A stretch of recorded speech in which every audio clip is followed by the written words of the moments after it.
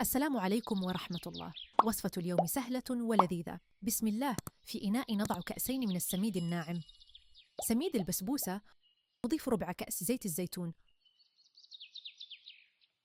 ربع ملعقة صغيرة ملح. نفرك السميد باليد جيدا، ثم نضيف ملعقة كبيرة عسل، ممكن استبدالها ملعقة سكر. نصف كوب زبادي 125 غرام بيضة واحدة. نضيف كأسا من الماء 200 مليلتر. نخلط الكل جيدا في مقلاة غير لاصقه مقاس 26. ندهنها بالزبدة جيدا، ثم نرش السميد نصب خليط الحرش في المقلاة. نغطيها على نار هادئة لما تنضج من تحت. نقلبها استعانه بلوح خشب أو صحن.